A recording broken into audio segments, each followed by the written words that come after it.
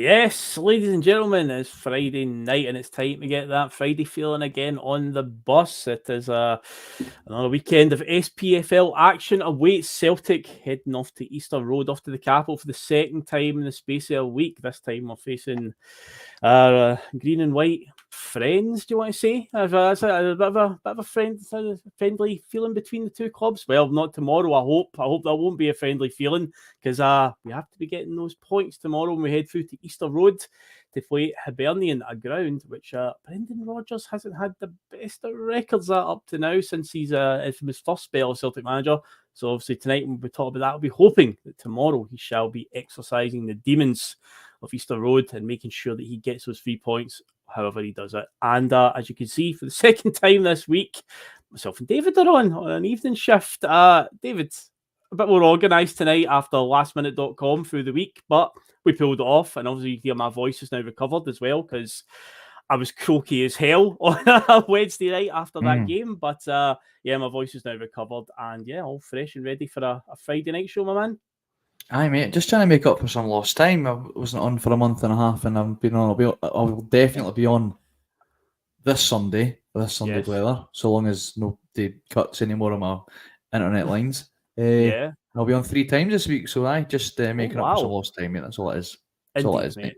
Indeed, man. The viewers are always happy to see you. You've been missed a valuable member of the team in terms of what you bring to the channel. So, mate, it's and of course it was you on a Wednesday night that obviously said that, look, man, we need to go on and do this, get this show done. So it was absolutely you that pushed the idea, and I actually thoroughly enjoyed doing Wednesday night. As I say, despite the sort of rush behind it, I thoroughly enjoyed it. Because again, the adrenaline was still coursing through me coming back to that game because it was a humdinger. And I'm sure tonight we'll also still talk a wee bit about that as well because the dust is now settled. I've had a chance to look back on it, and obviously a few headlines have come out since then and so on from the game. So yeah, I'm sure we'll touch a wee bit more on the Atletico game. But before we do any of that, of course, folks, just remember to obviously hit that like button. Obviously helps us out in the old algorithm. CSC, as I like to say, gets the Boise Bus recommended to more people out there on YouTube. Obviously, hit that subscribe button if you haven't done so yet. The last time I checked, it was at 4,270 something I could see on the channel. So thanks everybody who's subscribed so far. And of course, if you haven't done so, hit that button and of course hit the bell notification. You'll be reminded when the bus goes on the road. Also get involved in our comment section tonight, if some people are already doing. You of course become a Boise Bus member as well. Just helps support the channel, keep the wheels moving. And what else can you do? Or you can share the link of the Boise Bus as well, far and wide, on whatever social media platform you wish to spread the word. And of course, head over to piesports.com, whatever side it's up at. Again, I always get it wrong. Basically, the logo that's above David's head right now. And yeah, use the code BUS1888, get yourself 12.5% off your order, all your tasty pastry treats. And before all that done, all the good stuff done, David, yeah, let's as we do in the Friday film, we obviously talk about the game at the weekend. And yet tomorrow, off to Easter Road, a 3 o'clock kickoff on a Saturday. It is not on the television. It has not even been moved by Hibs like Motherwell did the other week to get it on pay-per-view. It is purely going to be, you need to be there or find some sort of other means, shall we say, of watching it tomorrow. My computer doesn't particularly like streaming websites because it's a bit dated. My computer, it sounds like a plane taking off, the fan overheating when you're on a website with lots of adverts on it. And of course, streaming websites are notorious for pop-up adverts. And I don't want to run the risk of my computer exploding, basically. So I will probably have a blackout tomorrow and won't see the game at all. Just need to make do with highlights. But yes, it's not on TV. And something to do with the Sky deal where Sky are... Now, this isn't a thing with the English deal that they've got, or it seems any other deal. But apparently with the Scottish one, they're only allowed to go to grounds X amount of times a season. So to avoid that, because they can't go Easter Road more than like 4 or 5 times a season. So it's something to do with that in the contract, which I just find quite baffling, really. But anyway, I'm not a lawyer and I'm not into that legal stuff, but that's what's been negotiated. How many times are they going to show Easter Road on Sky Sports? Like, you'll see the Edinburgh Derby, you'll see Rangers there, and you'll see the Edinburgh Derby gets blacked out as well. Have you noticed every season there's at least one Edinburgh Derby that gets missed as well? So what are we all queuing up to watch Motherwell v Hibs like? I don't know. Come on, please. These are the things that they've all negotiated. Neil Doncaster again, fantastic work there, sir. But yeah, tomorrow is Easter Road, and as I said at the top of the show, and obviously the title of the video tonight, Brendan looking to exercise some demons, because surprisingly, this is the one ground on his checklist, Premier League ground, that he hasn't won at. So obviously, first and foremost, David will be definitely hoping for that tomorrow to change. Oh yeah, and I think he's been ticking these wee hoodoos off his list. Obviously, they hadn't won at the Tony Macaroni Arena. And he managed to tick that off his list, no bother. So I think he'll be gunning for that. Obviously, he didn't manage to tick off the list of getting another victory in the Champions League. He's got a bit of a terrible record there when you look at the statistics, but statistics can be, you can change them to suit your narrative. But there is no getting away from the fact that he does need to sort that out a little bit. But yeah, the Hibs one, remember, he only faced one manager, I believe, at Hibs, am I right? And that was Mr. Neil Lennon. Yes, of course, he's not in charge anymore. I said last Friday that I'm not overly concerned about Hibs. I know they had been on decent form. However, of course, when they came up against Rangers last week, they folded like a deck chair fairly easily at Ibrox, and I kind of imagine the way we've been playing just now, the way we played against Atletico Madrid, we should go there and comfortably get a result. There could be a little European hangover there, which Brendan has sort of mentioned that we should expect, and the team should expect rotations in this sort of calendar, this sort of group of games. So we may see a change. We'll certainly see a change in the midfield, obviously due to the injury of Atati. We might even see some changes in the back four. We might even see a change up front. But I'm sure we'll deep dive into that. But I think Brendan's gunning for that wee hoodoo, and I think he'll take care of business as we expect him to do, Phil. Yeah, it definitely was. Funny enough, FS is coming in with a question right off the bat, and this is an interesting one. What does Brendan Rodgers need to do to ensure we can play a full 90 minutes with the intensity we showed in the first half against Atletico?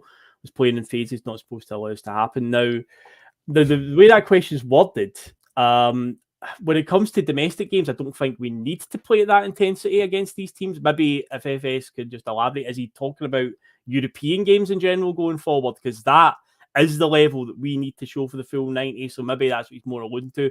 But as for tomorrow, I don't think we need to be playing at that intensity to beat a team like Hibs. Obviously, we'll still need to, get the job done, however means necessary. But I can't see us going in with that sort of that approach tomorrow. No, the way, because I see Wednesday night we were phenomenal, first half in particular. But yeah, in regards to that question, if it is about the European thing, I guess it goes back to something we touched on Wednesday night, and a lot of people have been saying Brendan Rodgers turns and looks to his bench and sees what was there, what was available to him. Okay, yes, you can argue Brendan Rodgers maybe contributed to that over the summer with his press conferences he did, where he said that, I'll just basically coach the players I'm given. I'm really happy with the way the transfer system works here. Everybody's, he's got an idea what everyone's doing. Everyone knows their role and stuff like that. And you look at what happened on Wednesday, Diego Simeone at half-time, he identified really quickly where it was going wrong, made two subs. One of them in particular was very pivotal in the second half. Brendan Rodgers looks to his bench in that second half, and no doubt the change he made helped us from not losing the game. That definitely helped us, in that sense, and getting a draw out of it. But there wasn't anything there really that was going to win him the game and keep up that intensity that we showed in the first half. And that's what I think it just comes down to, really. I think it's just for the European stuff. FS is from European. So I think that's what it is. It's going to be next year, I think, before we can see sustained performances like that. But again, it's all going to be down to David. The board have got to back him somehow. They've got to do it. Yeah, when I first seen his post, that question came up from FS, and he's elaborated that it is European football he's referring to. My first answer was, it's no Brendan Rodgers. It's the board and the scouting team that maybe need to do a bit more, because Brendan, he had his hands tied when he looked at that bench. Now, not all players on that bench I'm not going to say they're all duds, because they're not, but there weren't any players there that could change the game or maybe be that or that Brendan trusted, I'll say, that Brendan trusted to be that guy that can come off the bench and make the difference, keep up the intensity. There wasn't somebody there that he believed could do that. Therefore, he didn't. The bench just wasn't strong enough for that. Maybe you could argue that, well, maybe just given the opportunity, one of these guys can. We saw what Bernardo managed to do coming off the bench. He basically started that game because of the Hatate injury. We got to see what he could do under that pressure. Maybe Tomoki Iwata would have stepped up to the challenge. Maybe O might have stepped up to the challenge. That, look, we need an out ball. We need you on the field. Get us up the park. Maybe score that goal. That opportunity that O'Reilly flashed across goal, but there was nobody there to take the chance because we were dead on our feet. Yeah, we did. Les Watts, he said here that the answer is we need to learn that we can take a breather without our concentration dropping. Difficult to, but vital. He makes a good point there because I feel Rodgers and Celtic have shown, especially in the last few games, is when we're brave on the ball, we're very good at dictating the play. We've got European pundits on that's saying that we're, guys have got no horse in the race, saying that we're playing the best football in the Champions League this year. Yeah, I believe that was James Horncastle who covers. Yes, I'll cover that a bit more on Sunday Blether. We'll go in more of a deep dive into that article as we do on the Sunday Blether. We'd look at different articles to do with Celtic and things that we can relate to Celtic. That's maybe something to do with other football teams. Yeah. I'll be cheap plug there for Sunday. But again, what my point is, we've shown that we can dictate a game. So maybe he's right. Yeah, look, we got to 2-1 up. We got into half time. Let's try and dictate the game in a slightly different way rather than going all guns blazing with the intensity that we just can't keep up for 90 minutes. So, and I think Rodgers did try to do that with the change of going 3 at the back and putting the 2 up top. I think you can go back to the bench. We didn't have the players to help re-energize that intensity that we'd been shown. We're desperately unlucky, Phil, that we just didn't have that game changer on the bench, like you say. Yeah. Simeone can look at his bench and bring on 2 World Cup winners to change. Yep. We can bring on a guy that did all right in League 2 in the second division in the Korean League. That's the difference. Yeah, that's what it's going to come down to. I say we've got a few more games now in the Champions League to go. We'll just see how it goes. We spoke about it on Wednesday night. We've got to sell a point on the board. Is it going to be too little, too late? Possibly, but again, we'll just need to see how we go in the next couple of days.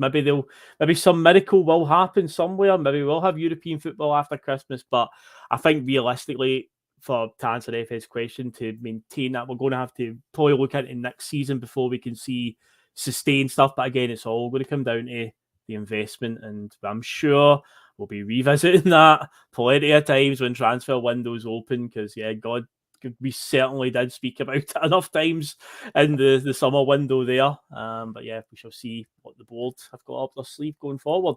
Yeah, tomorrow we're off to Hibs, and yeah, as we do, we'll just take a wee look through some of the key positions. I think right now the back line and the goalkeeper are obviously just picking themselves right now. Still, the unshakable Liam Scales, you just can't dislodge this guy. It's weird because I'm really chuffed for him, and I'm just hope he keeps going from strength to strength. But I just feel like there's this feeling with a lot of fans that we still can't believe it, and we just feel like this is going to end sometime soon.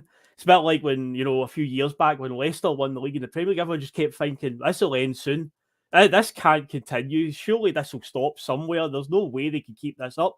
The same with William Scales, but maybe, I think I said this to your dad when he was on the Friday Feeling a few weeks ago, but I was like, I don't think fans are ready for that conversation yet, that Liam Scales is now a bona fide first-team player. We still look at him and go, he's only filling a hole just now. There's some fans out there that still think it's just a temporary thing. When Navrotski's up to full fitness or whatever, he'll be out. But again, on merit, and you look at what he did on Wednesday night, and I think I seen a tweet somewhere from, I want to say Ryan McGinley in the Celtic Way posting a stats bomb, and it was to do with Liam Scales, like what he did during the game, passes completed, duels won. Yeah, I've got them right here, Phil. I've got them right here. Mate. Incredible. 114 touches, 86% pass accuracy, 1 out of 2 ground duels won, 6 out of 8 aerial duels won, 3 clearances, 1 tackle, 2 blocked shots. 6 out of 8 aerial duels against likes of Morata, who jumped like a fucking salmon. And you've got I'm trying to think who else they had up front that night, but he managed to, 6 out of 8. That's like I said on Wednesday night, that's monster stats, mate. Like he's been he's been a beast. It's like I said, that Norowski's coming back, and you'd automatically assume because we'd spent around 5 million on the boy, he would normally walk straight back into that team. Mm-hmm. Scales, he's you're gonna have to bide your time. I don't see he might. Obviously, there's an opportunity to do rotation. Rodgers is, like I said, he'd mentioned that's a possibility, but I just can't see. Scales won't want to be dropped right now. You don't want to upset the apple cart. You don't want to upset the rhythm that he's in. You drop that boy. There's talk about moving him on Thursday night to the left back position. I don't have an issue with that either, especially in domestic football. We could try it out. Test the water. He's played there plenty of times. He's not like it's a foreign position for him. Again, or you could, we've seen Rodgers try out the 3-5-2 formation. He maybe want to try that now. We might go out to Spain, and he might want to try that again with the 3 at the back. Maybe Hibs is a perfect opportunity to test that. There might be not only a real rotation in personnel, but in formations and game plans. We might see that happen as well. Rodgers is very much the type of manager that will tell you there's more than one way to skin a cat. Rather than if you're not doing plan A well, then do plan A better. Which I'm not knocking, by the way, because sometimes plan A is all you need, and maybe you do just need to do plan A better. But Rodgers is more than happy to mix things up, and I'm certainly quite happy for him to do that. Indeed. Well, Celtic has came in and said that wasn't me doing a Sean Connery impression, by the way, but yeah, Celtic has said that to think we nearly put Scales back out on loan, thank God we never. He's been brilliant since he came back into the team. Because you had Brendan Rodgers after what game was it? Kilmarnock recently at home. I was coming back for the game, and on the radio he was asked about Liam Scales and just how well he's played, and his words were he's been the biggest surprise of my coaching career. Because Brendan Rodgers being Brendan, and we've said it before, and it's not a bad thing to say this, he has obviously got a bit of an ego. You would think that if he did plan this, he would take all the credit and be like, oh, I always knew he would do it, I always believed in him, I was right to put him in there. But no, he quite openly admitted that it was the biggest surprise of his managerial career, how well he's played, because it just shows you that he didn't really foresee this coming. He didn't have any grand plans for Liam Scales. There was probably a good chance that Liam Scales was, as Celtic said there, going out on loan. There was also, he admitted as well that it was looking like Kobayashi was going to be going out on loan as well, but obviously with the injury crisis that we get hit with just before the transfer window closing. What, an injury crisis to the water boys? That's all he was going to be getting used for. Kept around for, by the looks of things. But in the end, it's one of these weird sort of fate moments and things happening for a reason. From all of the gloom of all the centre-backs that kept getting injured, an opportunity has presented itself for Liam Scales, and he has took it. And it feels like every week we just come back to talking about him. But yeah, so far, he is on course to be that guy at the end of the season where we're all going, what a season he had. That's like a Stuart Armstrong, James Forrest from Brendan season 1, where the start of the season you're thinking these guys haven't got a future at Celtic, and then at the end you're like, oh my god, what a pivotal player they're becoming. And it just, again, as I say, just speaks volumes for how great he's been. So then hopefully continues. Of course, I think I said that maybe on Wednesday night as well, but it's the balance that he brings as well, being a left-footed centre back, pairing up with Carter Vickers, and he'll be learning so much off of Carter Vickers as well, playing alongside him. And well, mate, continue, David. Do you think it's quite surprising that, now, given that Ange had a full season with Scales, and got to see him in person, he didn't see this coming, and he did believe that Kobayashi was a better option. Mm. Do you think that was a bit naive of Ange, or just a bit almost not? We always discussed whether Ange really rated players in the Scottish League, and yeah, I mean he was quick. I know he wasn't an Ange signing. It was fairly obvious that was a Desmond signing alongside McCarthy, and you can even say Joe Hart. These guys were all getting signed just before Ange really come in. Do you think that was the reason why Ange was just like, I didn't sign him, I'm not interested, and just completely turned a blind eye? Because he had to play him in some games, and I mean, he scored a couple of belters even when he was in the hoops before he went out on loan to Aberdeen. Yep. But he genuinely thinks have you seen enough of Kobayashi to really make that call, or has he just went to his Japanese contacts and said, "Give me another one"? Because I can't see how Ange couldn't have seen even the slightest. Like, you put him out on loan just to get him off the books, and because you just want him out of the club for a year, or did you genuinely put him out on loan there because you seen an opportunity to develop, and you just so happened to take the Spurs job and you never got the opportunity to use him? Because I mean, we all just assumed Aberdeen will want to take him permanently. Yeah, that's right. And obviously we started looking at Norowski and Lagerbielke, so we must have been putting him out. Or was it quickly identified, even though these players were coming in? I mean, Roger saying he's the biggest surprise in his entire career. Liam Scales to Brendan Rodgers. How quickly did he identify, actually, I don't want to put him out on loan? Even if we didn't have the injury crisis, do you think Scales had maybe shown enough in training for Rodgers to put the brakes on that and go, whoa, I'm not quite sure about putting him out on loan yet? Because Aberdeen's been a brilliant place for us to put players out on loan.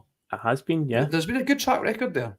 Yep, for a shadow of doubt. So maybe we should punt a few more guys up there and develop them for us, because they love doing that. It definitely reeks of that neither Ange or Brendan saw anything in Scales, and it's just so happened the circumstances have just fell that way now. Brendan, I'm getting all mixed up. I'm talking too much for Ange. Ange's on the telly right now with Tottenham playing to my left-hand side. So it's like, if Brendan's coming out and admitting it's the biggest surprise, it just shows you that, he didn't have any real plans for the boy, and it looked like he was heading off ski, but it's all worked out in the end, and that's, they always say, football, funny old game, and stuff like that. So there's proof again, just the way fate has just dealt a great hand here, and long may it continue for Liam Scales, because he's doing nothing wrong at the moment. And it's up to Nawrocki and that to come in and try and dislodge him when they get the chance, if they do get the chance. But no, it's firmly his jersey right now, and good on him, and hopefully he can become a bit of a threat as well at set pieces, because obviously when our corner record is still a bit woeful to say the least, but hopefully if Scales is quite a tall player going up for set pieces, maybe can get on the end of a couple of crosses, because we're still seem to be really bad when it comes to converting corners into goals. But the rest of the backline, as I said, it pretty much picks itself right now.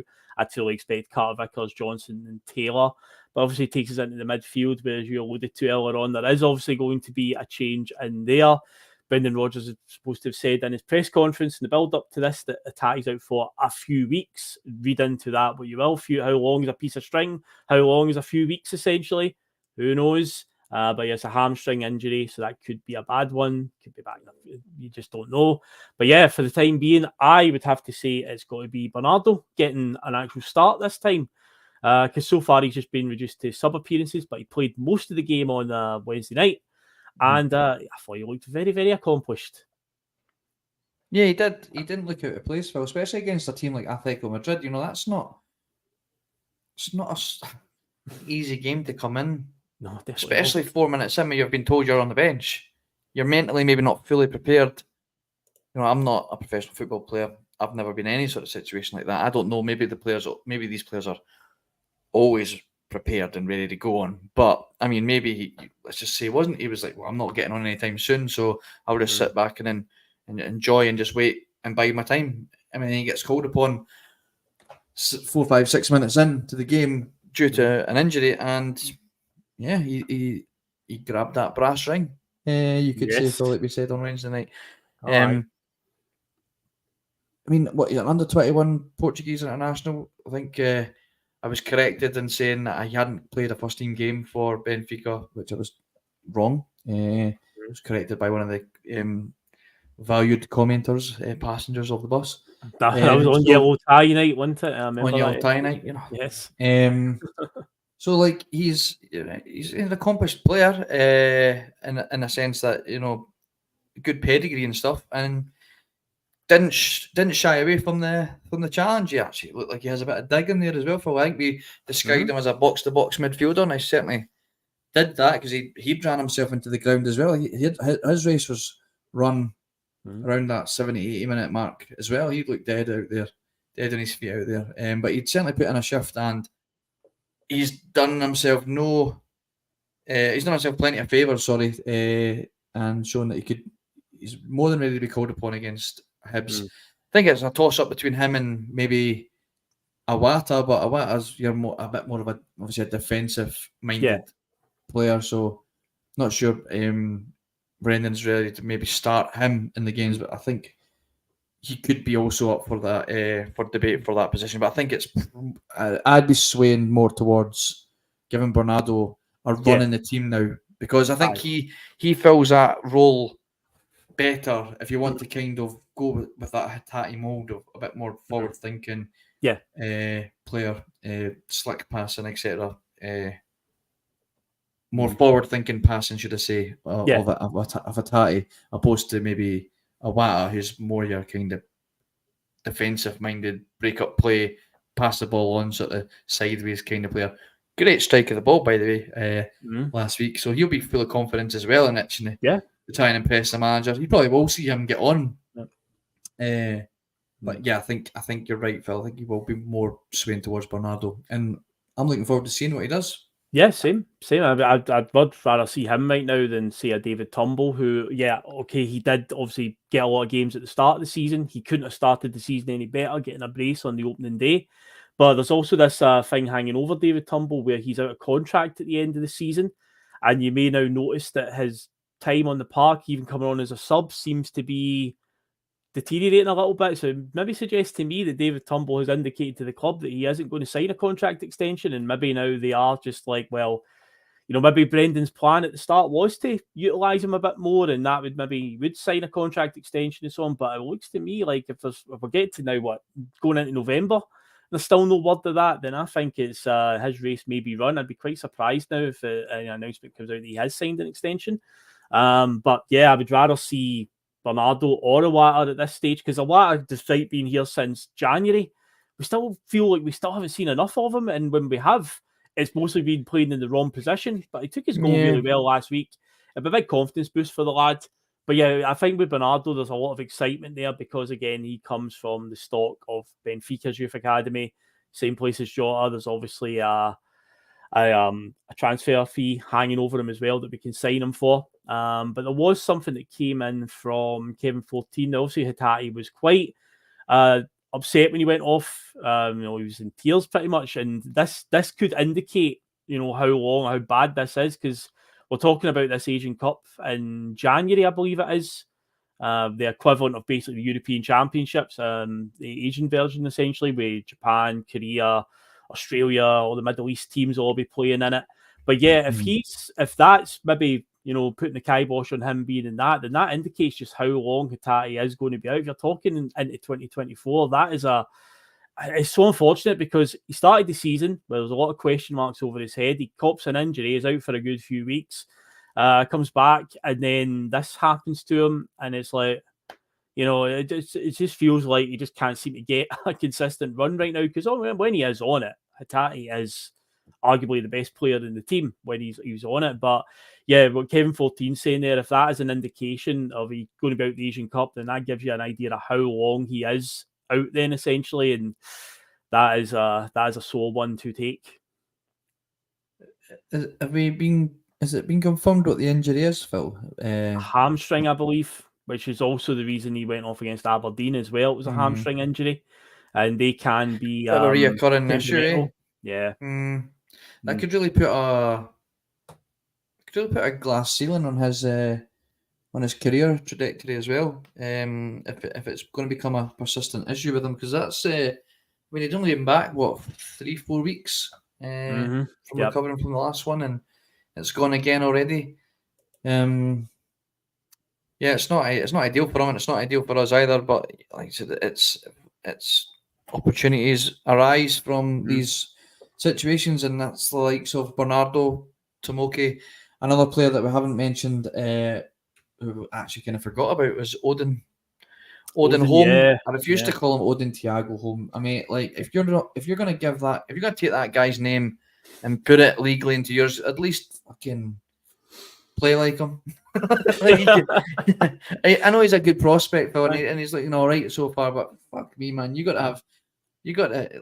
All I'm going to say, I've been guilty of calling him Thiago Home. I've not even been calling him Odin Thiago Home. I've just been calling him Thiago Home because I know. I'm actually surprised he's not been getting pelters from the other side for that, because if Todd Cantwell stuck fucking Lampard Cantwell in his name, we'd be all ripping absolute shite out of him. So like, it's just a bit.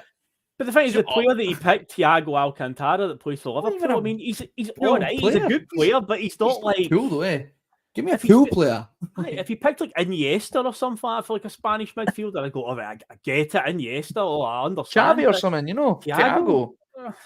He's good. Can't even. I mean, if he wants to come to Celtic, then I'd be more than welcoming to Thiago. I'd love Thiago. But, yeah, for our level, he'd be really, really good. But when you're looking at the elite of Spanish midfielders over the last, God knows how long, 15 years or whatever, Thiago Alcantara's not really up there. But anyway, we digress. Yes. But for him, another player that could, step up and see a bit more of. I think his red card in Feyenoord, was that the last time he got a game, or did he come off the bench? I'm pretty sure that's the last time he played. If he did come off the bench, I've totally forgotten it because it was a totally nothing happened. But again, that was just an experience, that one, just the way he lunged in, and yeah, it was just maybe Brendan has pulled him aside, and it is a sort of like a hard learning process for the lad. But yeah, he hasn't really been seen since the Feyenoord game. He's been on the bench a few times, but again, we go back to that thing. Brendan looks at his bench and it's like, he's obviously looking for a bit more quality there, I suppose.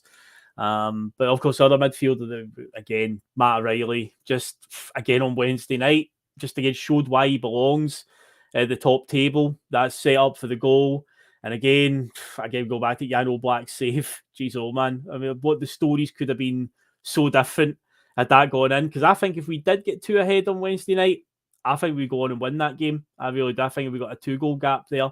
But some save for Oblak, but Matt really could not have hit that any better. But given the form he's in, well, Phil. You almost hit it too well. That old cliche. Hitting a ball too well.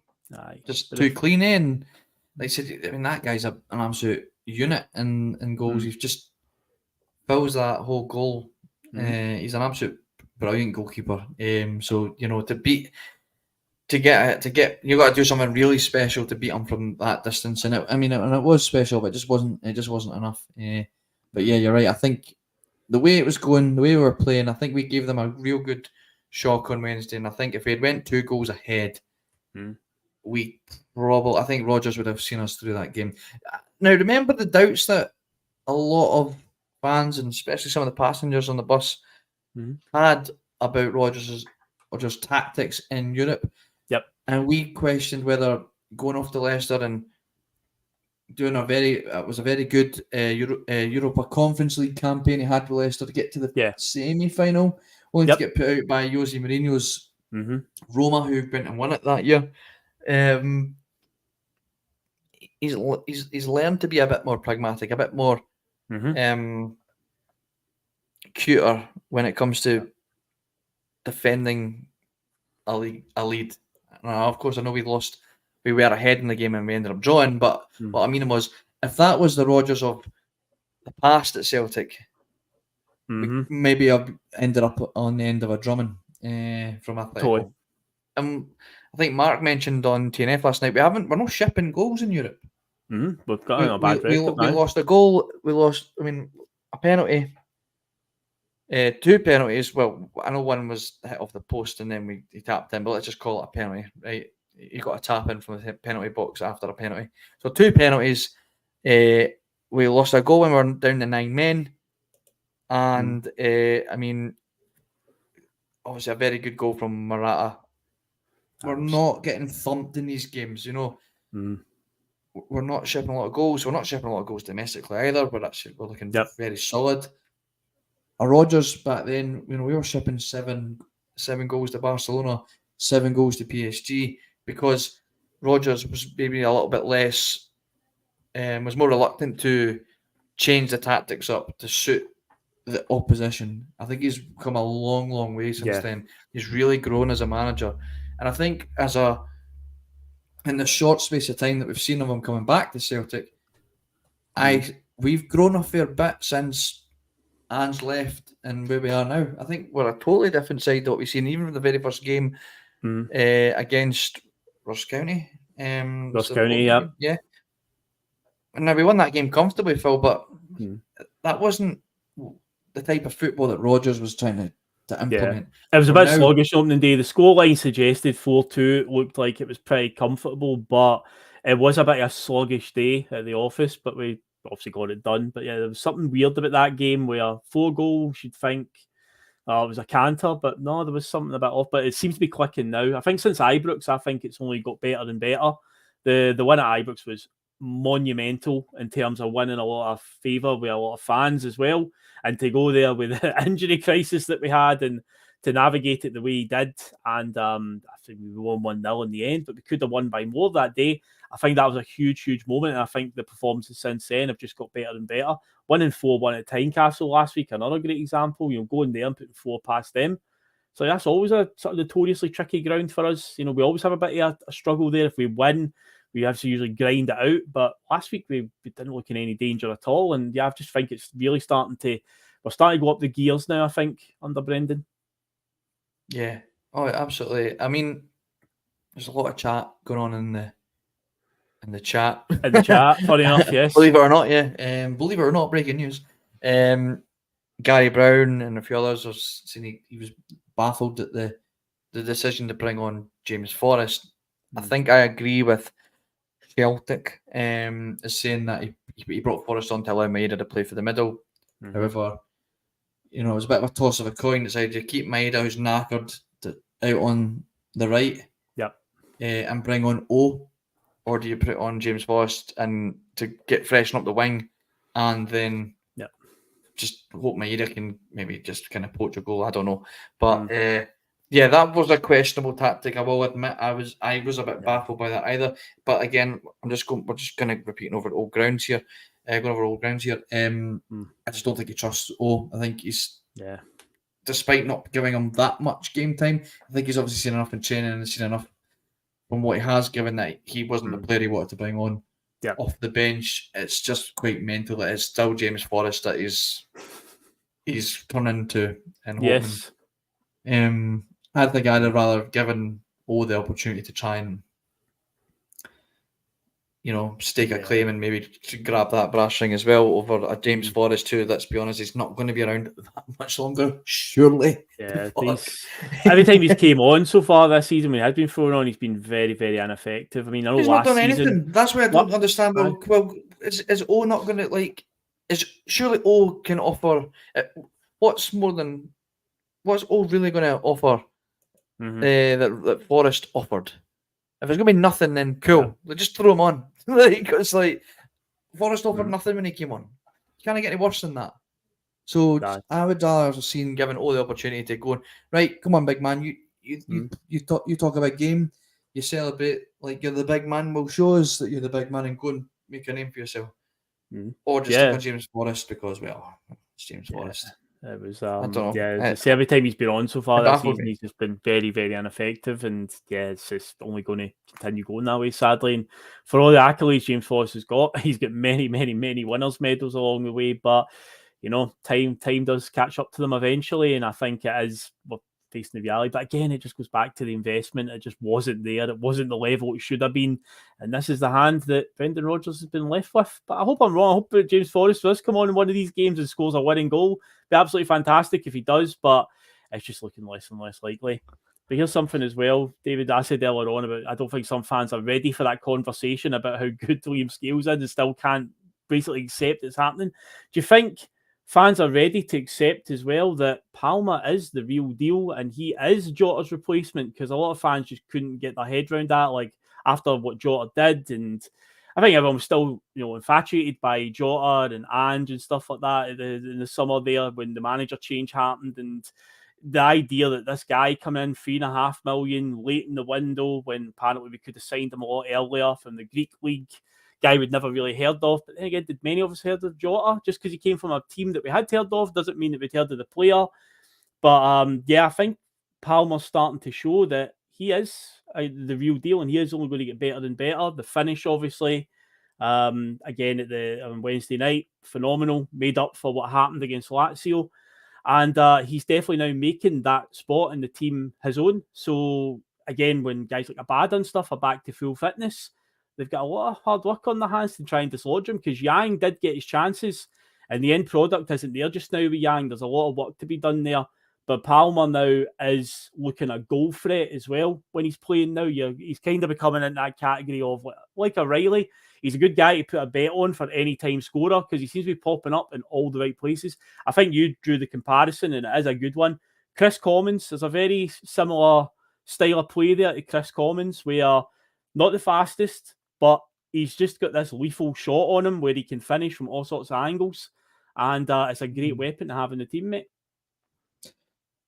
Yeah, he's a bit of a cold-blooded killer in front of goal. I think he has ice in his veins, Phil, and we're starting to see it now. Yep. Very good numbers in Greece. I think they were actually very similar numbers to Jota, and I think that's why there was a comparisons made in terms of this is going to be the replacement.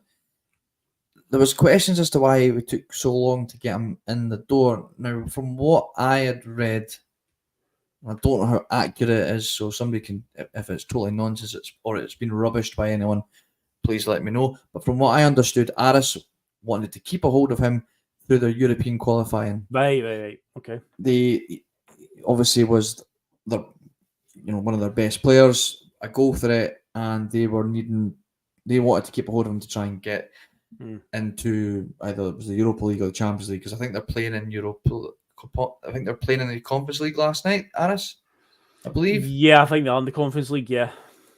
So I believe they were trying to get, keep a hold of him to try and get them maybe into the Europa League or whatever, right? Whatever European competition they were trying to play in. I believe they were keeping a hold of him until they knew what competition they were going to be playing in before they let him go.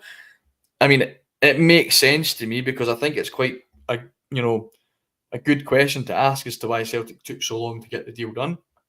Why didn't we get this guy in 4 weeks earlier? Well, that would add up. So I think there's merit in that reasoning. I think we would maybe be in the same. We've seen it with us plenty of times as well. We're not going to let Edouard leave until we know that if we're going to qualify or Dembele or whatever. We've seen us do it plenty of times. So I wouldn't be overly surprised if Aris did the same thing. But yeah, he looks like a very good signing. I think he's been told he's a dead ball specialist. Well, I hope he's going to be on the next penalty. Yeah, because I think he has like I said, he's got the cold-bloodedness in him, ice in his veins. He's just seems to ooze confidence as well. I don't think he would be overly shaken if he is to stand over that penalty spot to score as a fucking penalty, because right now it's not looking like we have somebody that's got that killer instinct. But Palma's now beginning to show that he does have that. So I would like to see him become a more of our designated penalty taker. The fact that he's wearing the number 7 shirt, Phil, speaks volumes for me as well. I don't know whether they get to pick that number or they're offered the number. Such a sacred number to our club. Such massive names that have worn that. Some less massive names have worn it too. But this is what I like to think. It's Nadia Chifty. people that have a bit of confidence in themselves want to wear that shirt number. I've always said it's probably one of, if not the heaviest shirt to wear on your back at Celtic Park.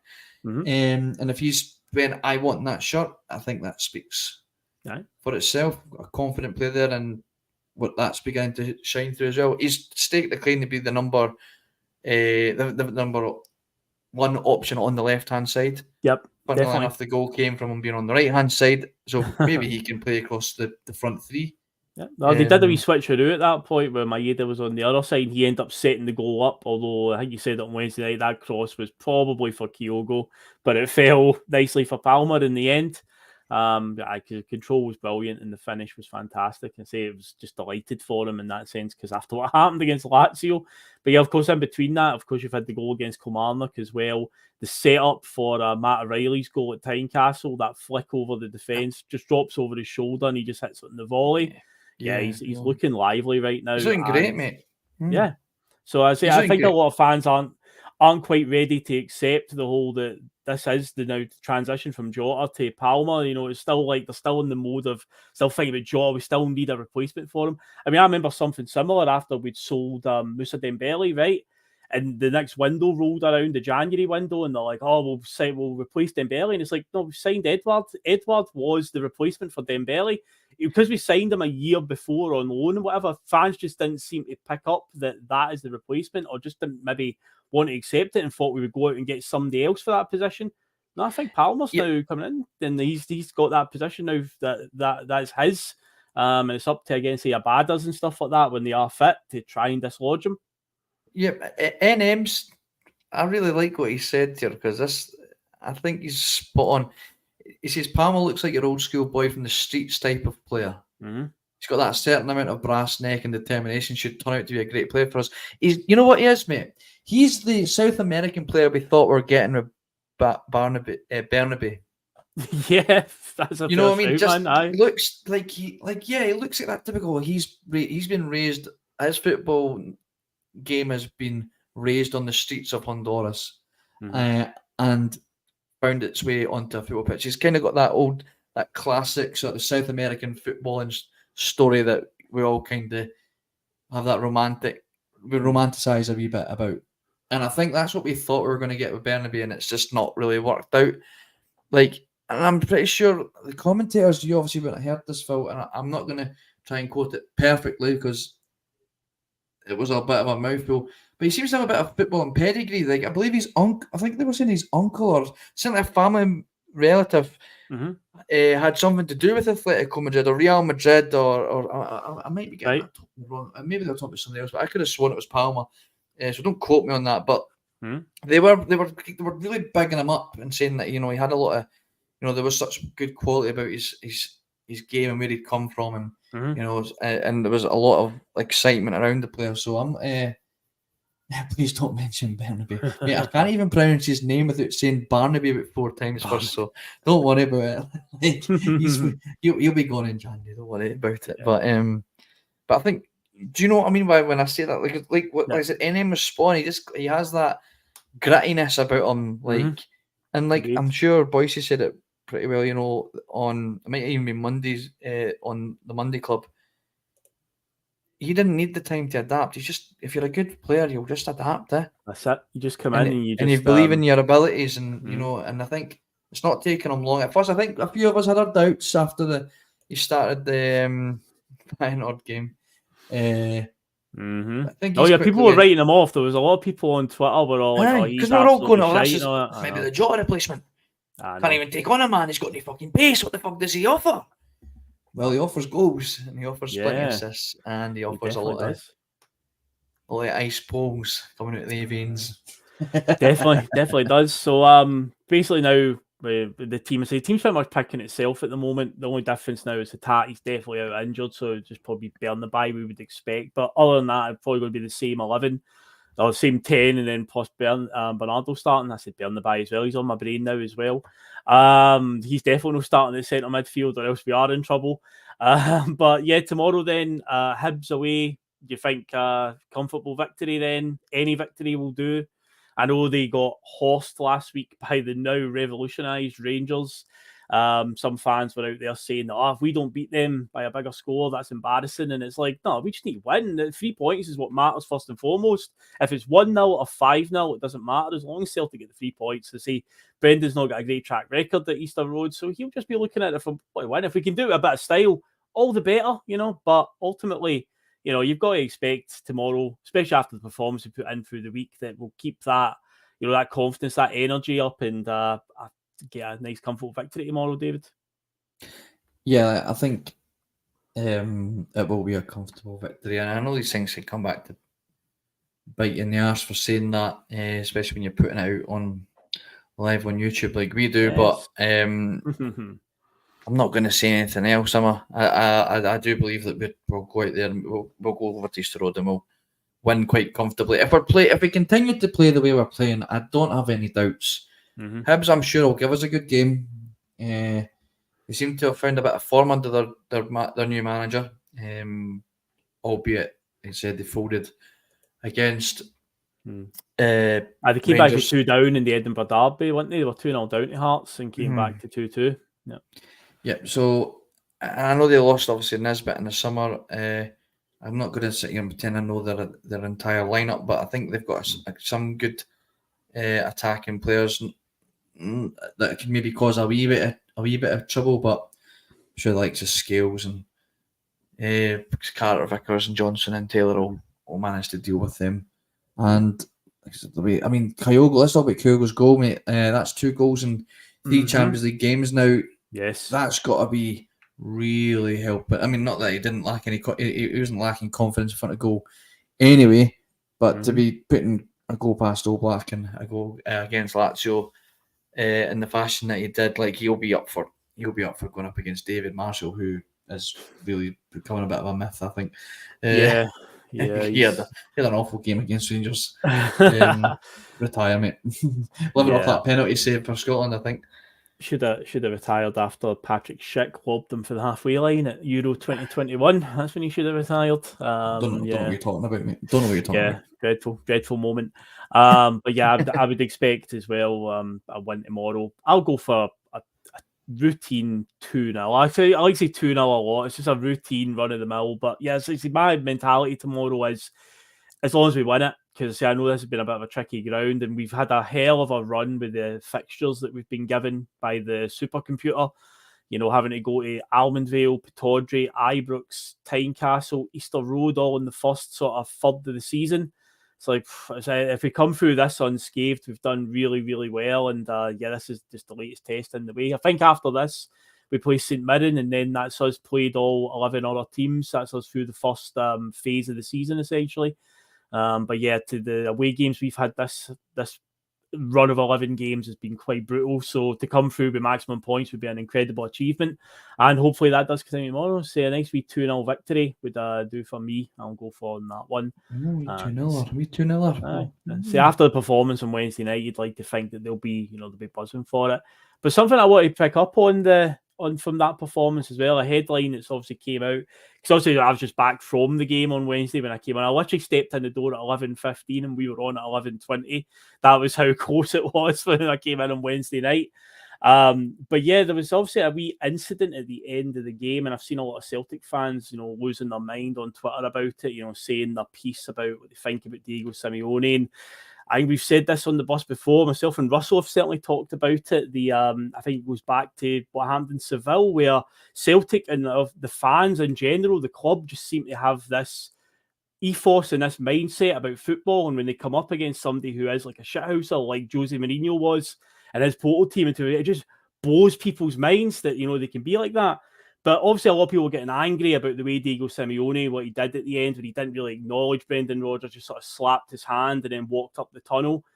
But if you're angry about it, all I'll say is don't be angry about it, because to me, that's a great thing that happened. Because see, one of the things that we spoke about plenty of times, David, in the run-up to this Champions League campaign is, what do we want to see Celtic do? What are we fed up with Celtic happening to them when they play at home in Europe in the Champions League? We're fed up with being a tourist attraction. We're fed up with players coming and getting all their Instagram pictures and talking about their great experience at Celtic Park. There's a win 3-0. And if Atletico had beaten us comfortably, you can bet your bottom dollar Diego Simeone would have acknowledged Brendan Rodgers and he would have shook his hand at the end. The reason why he's been an absolute petty arsehole at the end there and slapped his hand away is because they came with an arrogance that they were just going to turn us over. Okay, at the end of the day, is a point good enough for us in the grand scheme of things? It's probably not. And it's not something we say we celebrate a win, but we say we gave them a few scares on the night and we got a point, which was a well-earned one. And they came with clearly an attitude that they thought they were going to just roll up and beat us, no problem. So the fact that Diego Simeone's went down that route, don't get angry about it, as I saw people doing on Twitter, saying all sorts of stuff about them. It's like, that shows that we got to them, and that upset them. So I took it as a positive. When I watched him doing that on Wednesday night, I was like, yeah, that's a moral victory, we'll call it, a moral victory for Celtic. Yeah, I mean, from what I've understood of Simeone is he very rarely shakes any manager's hands. So, especially if he gets beat. So I wouldn't read too much into that at all either. I think what you're saying though will certainly ring a lot of truth. So, like he didn't get what he expected at Celtic Park. Yeah, 100%. I think, it wasn't the whole, this is an amazing atmosphere. The crowd played a massive part in how the game went, I believe. We created a cauldron of fire. It became a gladiator's pit, or, it became the lion's den, even though there's no lions there, is there? It became a more intimidating atmosphere it became a battlefield. Opposed to a tourist attraction. That's it. It was the Colosseum of old and not the Colosseum of 2023 where you have to pay a ticket and you get a tour guide. It was a fucking Colosseum with gladiators, and we went to battle and they didn't expect it. They thought they were getting the tour. And would get a wee prize at the end. Now they walked away with a point, and and I believe they were lucky to get away with a point. So he wasn't happy with that, and like you said, let's feed off that. The one thing with Simeone, right, is he's got no poker face. He would never win a game of poker. Oh, totally. Neither would that, because I don't know how to play the fucking thing. I've tried, can't do it. Right, horrendous. Anyway, he doesn't have a poker face. Rodgers knows he's in his head. He didn't like that. Now, that's it. Two things are going to happen. Either Simeone is going to come out swinging next week, and I'm pretty sure he probably will. I would say swinging. I mean, kicking us off the park. But we got to be ready for that. Aye, because we're going to their muck next, and we're going to have to be ready for it. We're going to have to be ready for it. We're going to have to be ready for the shithousery that we saw at Celtic Park times a million, because they're the masters at it, Phil. They are. Yeah, definitely. They definitely are. I think we've seen enough from our players to show we're not going to fall for that anymore. That's what we wanted to see. Yep. Yeah, we don't. And Rodgers has been about enough to know as well. I mean, he's faced these types of managers over the years. He's faced Jose Mourinho plenty of times. He worked with the fucking man. He knows how to deal with this shit. So he's been on that end of it with working under Rodgers. Yep. So we've got the perfect manager to deal with that, and we've got the perfect mentality to deal with it. And the likes of Said Maeda did a pretty good job of it. Yep. I thought he did it, and Matt O'Reilly showed a real good bit of dig. Bernardo certainly showed a bit of dig because he went out with a point to prove. Yep. So it's the guys like we need to protect, is the likes of the more naive guys, the ones that are like, I think, like even like Greg Taylor, and Kyogo, we need to protect them at all costs against these guys when we go out to Spain, because we certainly don't want him to get an injury out there. But obviously, we're going to start him. It's going to be a feisty one. But I think we've shown that we're up for the challenge, Phil. But yes, we've got a very angry Simeone that we're going to be facing next week. But ultimately, it gave me a positive from sense that okay, maybe the damage already done in this campaign, but if we can stand up like that going forward, I'm more hopeful for next season's campaign. Because again, what we said about, we're fed up with teams coming to Celtic Park and just having it all their own way. I think on Wednesday night was a bit of a turning point where we showed we can stand up to them, we can upset these teams. I say, had they turned up and rolled us over, Simeone would have happily shook Brendan Rodgers' hand and acknowledged him at the end of the game, guaranteed. It's just 100% because they turned up with this idea that they were just going to be the latest in a long line of teams that were going to have a nice happy day, and they didn't, and that's why he went down that route. So yeah, that's what I looked at it as. I was happy when I saw it. I actually genuinely got a laugh out of it, where I was like, that's good. That's a good sign. That shows that we've rattled them there, and we've played really, really well. So yeah, I think the future's bright. I say it might be a bit too late in this group stage, sadly. We could have done with that in the Lazio game, but never mind. We just have to live and learn from it. It looks like we have learned something anyway. But yeah, we will wrap up there, David. That's another hour of Friday feeling done and dusted in the can. So we shall, we'll head off now. And say the game tomorrow, somebody had asked earlier on in the chat, is the game on TV or on Celtic TV? It's not on any TV, apart from if you have certain means to view it. But as I said at the top of the show, my computer doesn't particularly like that because it's about 5 or 6 years old now, and it sounds like an aeroplane taking off when the fan starts overheating, when there's too many adverts on the screen. So I won't get to see the game tomorrow, unfortunately. I'll just need to make do with listening on the radio, old school stuff, listening on the old radio. But yeah, we'll head off, and we will. Tomorrow, obviously, PMP. We'll have Sunday Blether. You're back on Sunday Blether, David. This is it. You said last week with Regan that you'll meet again. You're finally going to meet again on Sunday. Finally. It's been a long time coming, mate. It's been a long time coming, mate. I've missed the Sunday Blether. Because we decided to try and make the Sunday Blether its own entity within the bus, where you, myself, and Regan and Mark, when he can, obviously with his work commitments now, I think it's a bit more difficult to get the judge on, but we've still got Regan and yourself and me. We look at, obviously, all things Celtic, all the news, the gossip, the hearsay, and we also try and look at maybe some topics that maybe aren't solely related to Celtic, but we always try to see if we can relate them back to something, to do with Celtic. So it mixes it up a wee bit. We'll look at the news and stuff and what's been said, what that fraud Fabrizio Romano was maybe been up to, what's he been saying. We'll maybe look at he was doing a naughty tweet on Wednesday night about one of our star players. I'm sure Regan will have plenty to say about that. He will. And like I say, I'm sure there'll be plenty of things that will happen between now and Sunday morning for us to sink our teeth into, and we'll hope that we see everybody there. Yes, and hopefully, like I said, got the joiner back tomorrow to finish the job. I'll be standing over him, making sure he stays well away from my broadband. I'm like, you fucking go near that. You go near that, I swear to God. I will write a very strongly worded letter, right?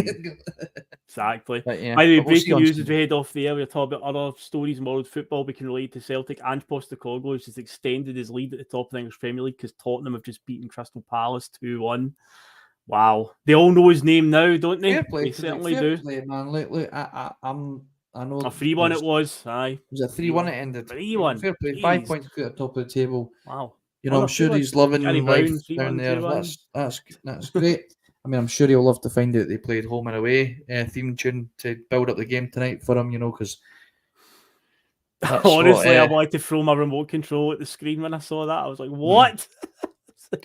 Cool Daddy says, who cares about Spurs for fuck's sake? Absolutely, Cool Daddy. Fuck Spurs. Well, yeah. So I thought Regan, he'll be happy. Regan's a Spurs fan as well as a Celtic fan. True, actually, he'll be chuffed. So Regan cares. Cool Daddy, Regan cares. So yes, indeed. So there you anyway, go. we're off ski anyway. But yeah, that was a bit of breaking news just as we headed off there. But yeah, we are off ski. So we will catch you later. We will both be here on Sunday morning, and we'll see you for the Sunday Blether. Catch you then, guys. See you later.